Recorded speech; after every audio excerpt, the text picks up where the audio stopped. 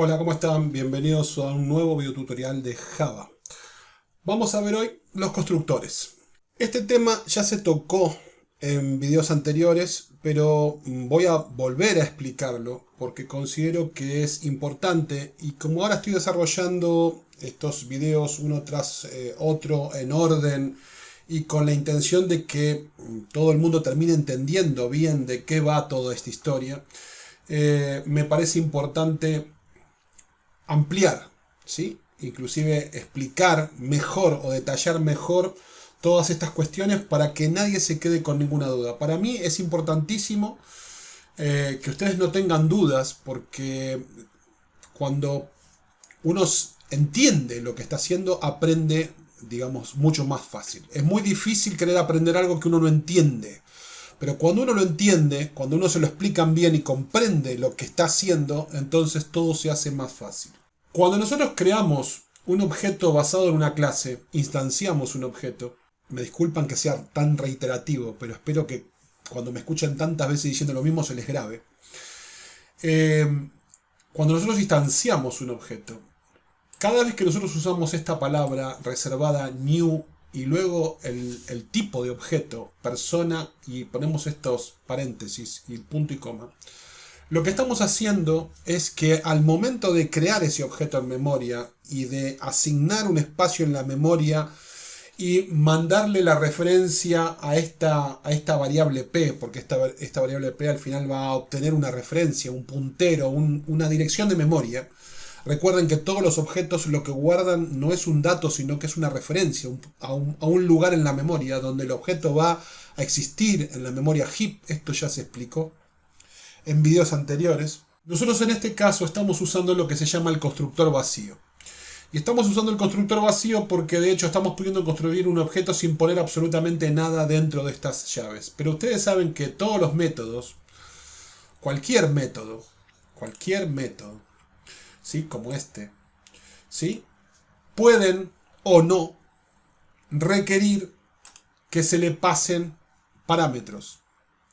Ahora, el método constructor es un método específico y es un método especial que se pone en funcionamiento para poder crear el objeto. Es un método que se ejecuta en la creación del objeto, que se pone en funcionamiento, queramos nosotros o no, al momento de que este objeto nace, al momento de que este objeto se crea o se genera en la memoria. Nosotros tenemos en este momento un objeto de tipo persona que tiene 4 atributos y nada más que 4 atributos. Pero imagínense que tuviera, en vez de 4, 20 atributos. Si nosotros pudiéramos al momento de crear el objeto, los atributos que nosotros queremos que ese objeto cuente, los pudiéramos pasar aquí, dentro de estos paréntesis, como si fueran simples atributos, valga la redundancia. En vez de yo tener que hacer en una línea aparte p.nombre igual a Jesús, p.dinero igual a 550, p.edad igual a 31, p.respira igual a true, p. lo que fuera igual a lo que fuera. Imagínense que yo lo que pudiera es venir aquí y entonces colocar dos puntos, Roberto, coma, porque se separan por coma los atributos. Supónganse que ahora va el dinero y el dinero es 185,32 o punto 32, coma, la edad es 27 años. Perdón, esto no es un string, estos son números. Entonces no van entre comillas. Y ahora un booleano. Y el booleano tampoco va entre comillas, vamos a ponerle false. ¿Ok? Entonces yo le paso al constructor de la clase persona los datos que quiero que me aloje, que me guarde, que me cree con este objeto de tipo persona, que en este caso decidí llamar P. Obviamente ahora tengo un error porque yo no tengo ningún constructor creado que reciba estos parámetros o estos atributos, como le quieran decir.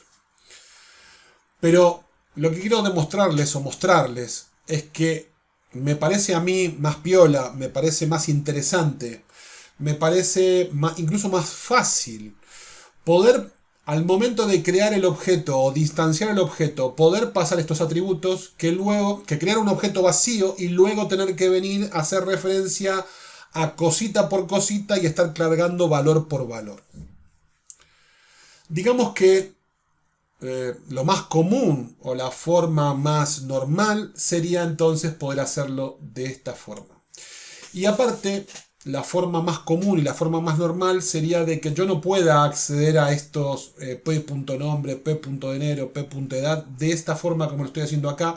Yo les dije en el video anterior que lo estábamos haciendo así para poder explicar lo que me interesaba explicar, para poder que ustedes demostrarles qué pasa si ustedes no le asignan un valor a los atributos y cómo cada atributo, dependiendo de qué tipo de atributo estemos hablando, qué valores, digamos, se le asignan por defecto. Pero bueno, ya sabemos que lo normal no es que yo pueda accederlos de esta forma. De hecho, si la clase está como nos recomiendan que esté, todos estos atributos no podrían ser públicos. Tendrían que ser mínimo protected o private, ¿sí? En su mayoría o protected o private. Esto es lo que se nos recomienda. Y si son private, de la única forma que yo les puedo dotar de valor, si ya no lo tenían al momento de generar la clase, ¿sí?, es que yo haga uso de los métodos setters para dotarlos de valor. O sea, yo tendría que en esta clase crear métodos setters para dotar de valor a estos atributos, y tendría que crear métodos getters para poder obtener o para poder ver o leer estos atributos. Y como dije, si estos atributos ya no tienen acá establecido un nombre, si yo no le pongo acá nombre Roberto, ¿sí?, entonces se supone que yo en algún momento les tengo que dar el nombre. Entonces, ¿cómo se lo voy a dar el nombre? Se lo voy a dar con el método constructor, chance una. O se los voy a dejar sin nombre, o sea, no van a tener nombre, y luego voy a tener que usar el método setter para nombre, el método setter para dinero, el método setter para edad y el método setter para respira. Eso es, para mí, es un dolor de cabeza, o sea, es una molestia. Está bien que yo lo tenga, está bien que yo lo cree, está bien que lo deje disponible, porque si en algún momento necesito cambiar un atributo, está bien, lo puedo usar y puedo cambiar o modificar un atributo que es privado y está encapsulado. Pero en general, a mí, y creo que a ustedes también, les gustaría que a la hora de crear el objeto, distanciar el objeto, ustedes puedan pasar todos estos valores directamente a la hora de crear el objeto. Entonces, para que ustedes puedan pasar estos valores y todos sus atributos no arranquen con el nombre Roberto, por ejemplo, porque si yo lo dejo así, todos los objetos que genere de la clase persona se van a llamar de nombre Roberto. Y no es lo que a mí me interesa. Quizás a ustedes sí, quizás ustedes están creando algo que necesitan que todos los objetos tengan el mismo nombre. Si ese fuera el caso, bueno, ya saben dónde definirlo. Le ponen un nombre ahí y todo objeto que creen de este tipo de clase, todos van a tener el mismo nombre. Pero digamos que eso no sería lo más común. Y si no es lo más común y ustedes quieren dotar a un constructor de la posibilidad de que les coloque estos atributos, como lo vimos aquí, o sea, que ustedes puedan hacer esto que yo acabo de hacer aquí. Para que ustedes puedan hacer eso, ustedes tienen que dotar a esta clase persona con un constructor a tal fin. Los constructores tienen que ser públicos. Claro, tienen que ser públicos porque se supone que yo tengo que poder accederlo desde cualquier clase, desde cualquier lado, desde cualquier paquete de mi proyecto.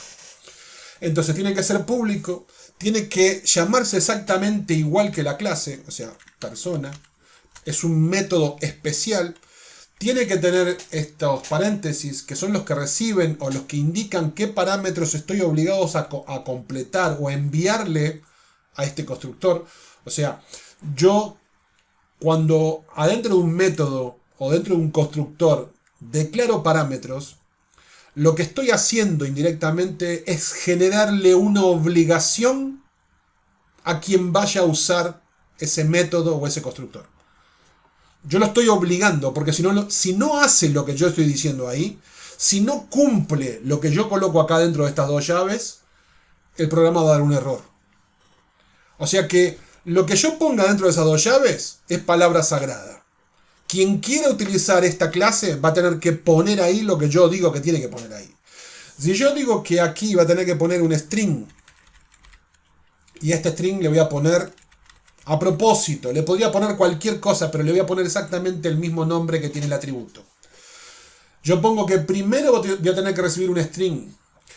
Pongo que segundo voy a tener que recibir entonces el dinero. Y es de tipo double. Pongo que luego quiero recibir la edad y que la edad va a ser un entero. Y pongo que luego voy a recibir un booleano y que el booleano se va a llamar respira en este caso. Porque les dije que quiero que tenga el mismo nombre. ¿Sí? Digo, les podría haber puesto x1, x2, x3 y x4. ¿Pero sería una buena práctica? No, sería una pésima práctica porque cuando yo veo x1 no tengo idea de lo que estoy viendo. ¿Sí?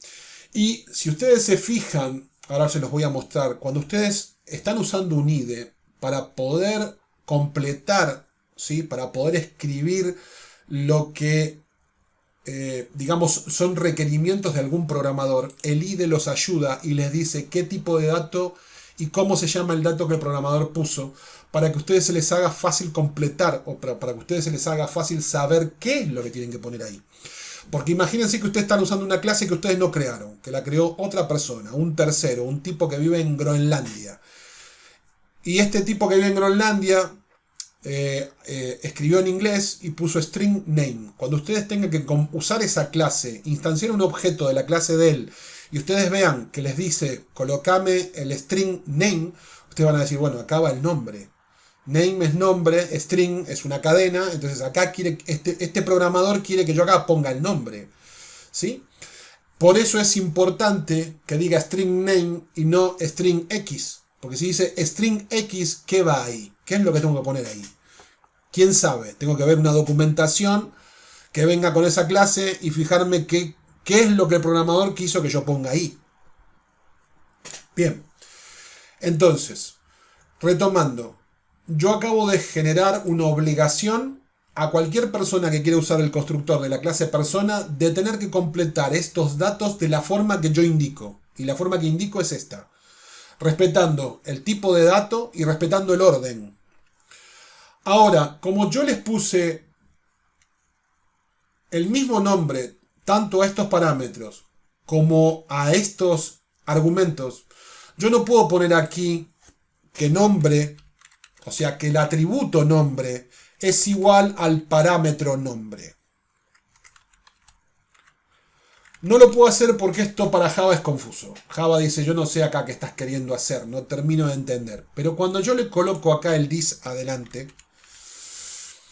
entonces Java dice, ah, ya entiendo. Vos lo que querés hacer es que el atributo que vas a recibir de nombre, yo se lo asigne al atributo del objeto que se llama nombre.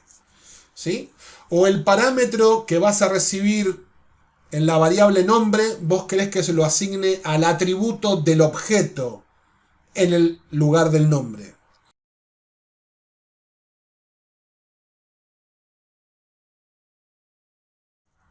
Esto que acabo de hacer yo, es crear un constructor personalizado. Y si se fijan acá, en el outline, tenemos, ¿sí? Acá nos estamos mostrando que acabamos de crear un constructor. Fíjense que tenemos los atributos, tenemos un método y tenemos un constructor. Cuando yo hago esto, que creo un constructor, el constructor que viene por defecto, ese que creaba Java para que nosotros podamos instanciar objetos vacíos, ya no corre más. ¿Sí? Este constructor, este que estábamos usando aquí, ya no existe más. ¿Sí? Esto ahora me está dando error porque cuando lo hice private ya no es más visible. Así que lo vamos a comentar para que no moleste. ¿Sí? Esto, p.nombre, ya no puedo accederlo porque ya no es visible porque es private. Y yo aquí tengo p1, new persona, me está dando un error porque no tengo forma de acceder a el constructor vacío. El constructor vacío tampoco existe más. Acabo de salvar los cambios y si se fijan, cuando salvé los cambios se salieron muchos de los errores, pero me queda un error acá y es que yo acá P1 lo comenté y acá está P1 que lo tengo que comentar también. Fíjense que ahora no tengo más errores, ¿sí? Entonces, tengo el objeto de tipo persona llamado P, que le estoy pasando todos estos argumentos obligado por el constructor que yo acabo de declarar. Aquí acabo de declarar este constructor. Esto es un constructor. Como dije, al haber hecho eso, el constructor vacío ya no está disponible. Cuando yo descomento esta línea y ahora quiero hacer uso del constructor vacío, del constructor que venía por defecto, ahora me da un error. Si yo quiero dejar disponible, si yo quiero que este constructor todavía siga siendo parte, o sea, que alguna persona pueda instanciar un objeto de la clase persona sin pasar absolutamente ningún argumento, para que eso sea posible, yo tengo que agarrar y venir aquí y generar una sobreescritura o un constructor a tal fin. ¿Y qué es esto de una sobreescritura de constructores? Es la posibilidad de dotar de diferentes constructores a mi clase para que existan diferentes formas de poder generar objetos de la clase persona. No puede haber dos constructores iguales. Los constructores tienen que diferenciarse, porque la idea del constructor es que se ponga en funcionamiento uno de ellos, solamente uno de ellos, en base a los argumentos que pasa la persona cuando instancia el objeto. Entonces, yo por el momento tengo un solo constructor. Al tener un solo constructor en este caso, la única manera de crear un objeto del tipo persona en este momento es pasando estos 4 datos de esta misma forma y en este mismo orden. Claro, se puede llamar diferente, puede tener un diferente valor acá, un diferente valor acá y en vez de ser false puede ser true. Pero tiene que respetar este tipo de forma. Si yo quiero crear un constructor, quiero dar la posibilidad de que alguien cree un constructor vacío, entonces tengo que crear el constructor vacío.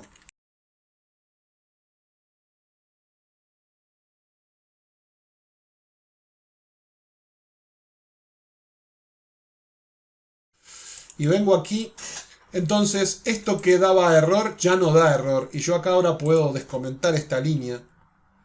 Y ya no me va a dar error porque ahora sí estoy pudiendo generar el objeto P y el objeto P1. Nada más que el objeto P tiene información y el objeto P1 no tiene absolutamente nada.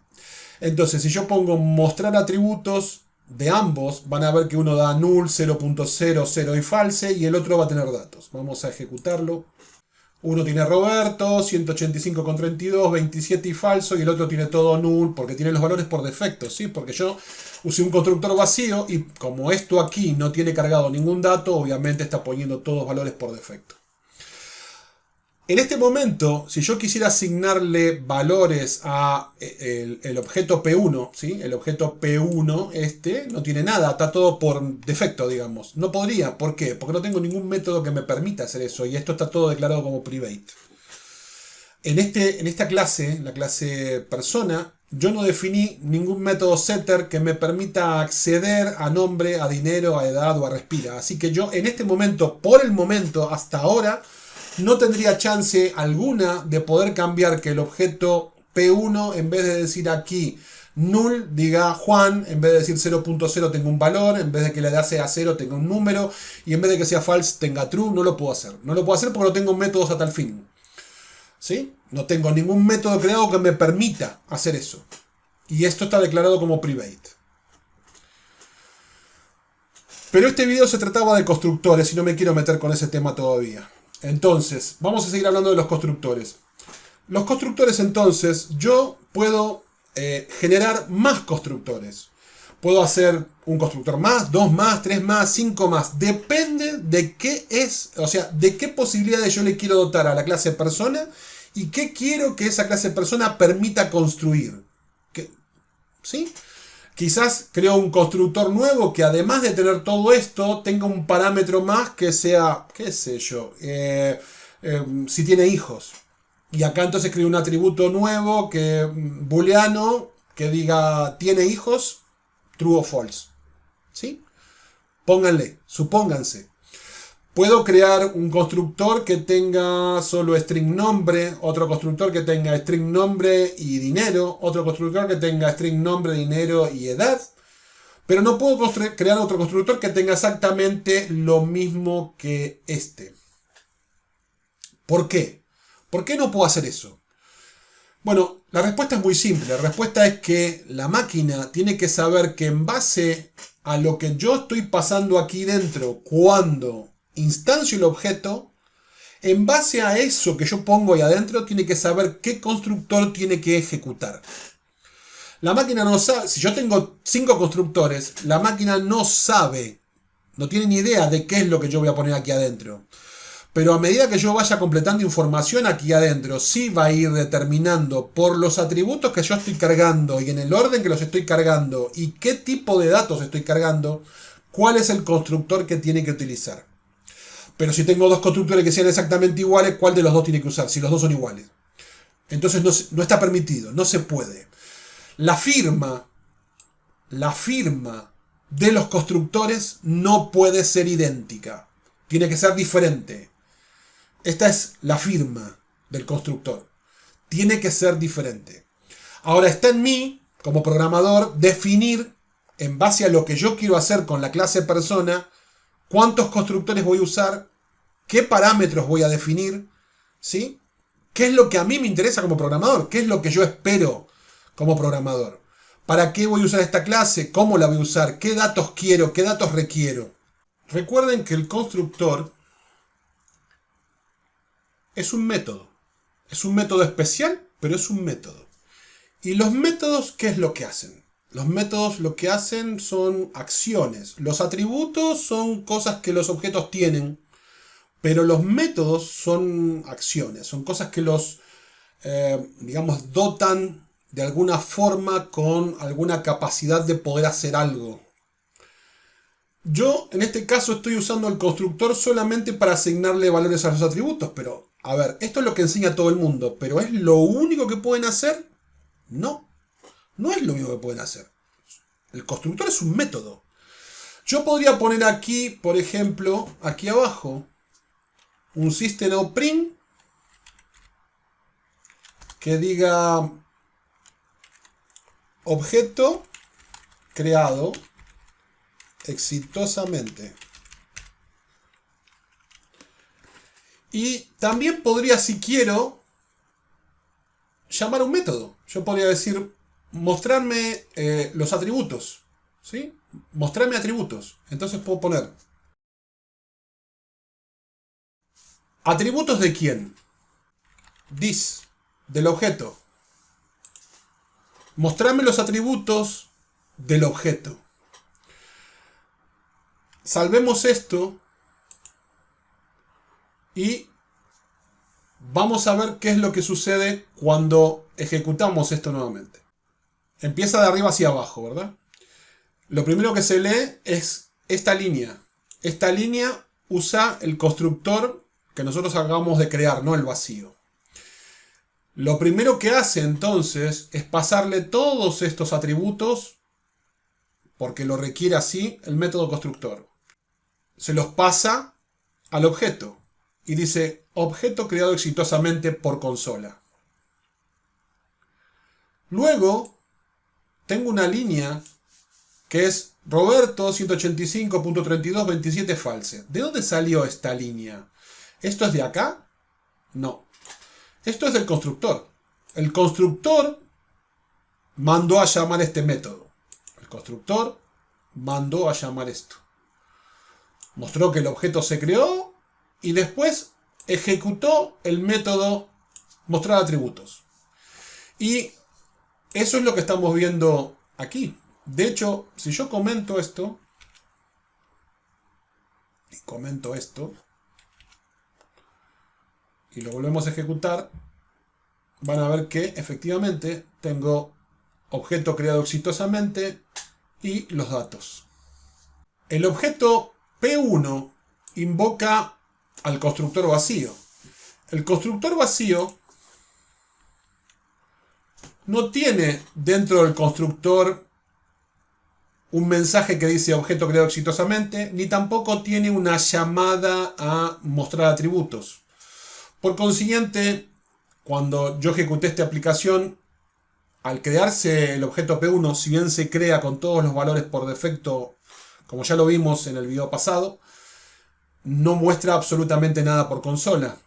Para que me muestre algo por consola tengo que descomentar a P1.mostrar atributos para que yo pueda recuperar entonces